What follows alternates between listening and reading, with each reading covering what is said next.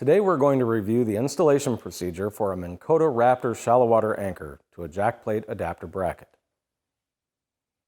Although Raptor has been designed to mount directly to the transom of a boat, we're going to be mounting ours to a Raptor jack plate adapter bracket that's already been installed.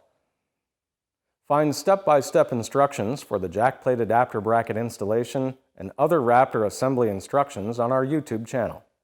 No matter how you choose to mount your Minn Kota Raptor, be sure to review the anchor mounting considerations as well as the tools and resources list provided in the Raptor Owner's Manual before you begin. This will help to ensure a smooth installation process. When installing your Minn Kota Raptor to a Raptor adapter bracket, you'll want to have a second person on hand to help hold the Raptor in position while you assemble the hardware to attach the Raptor to the adapter bracket. Once the Raptor is in position, place a small amount of anti-seize on the threaded stud and then place a 3/8 inch flange nylock nut that came with your Raptor adapter bracket onto each stud, making them finger tight.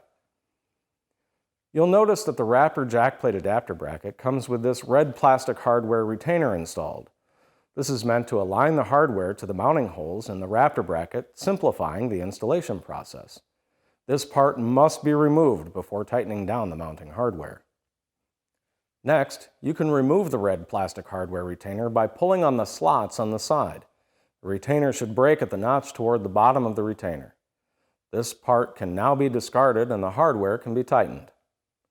Using a 9/16 inch socket, tighten the hardware so that the Raptor mounting bracket is loosely held into position, and align the Raptor side to side where you want it to be when stowed.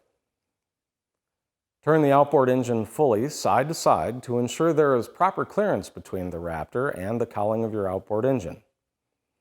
Once you have verified the position of the Raptor, go ahead and tighten all of the hardware now to at least 20 foot-pounds of torque.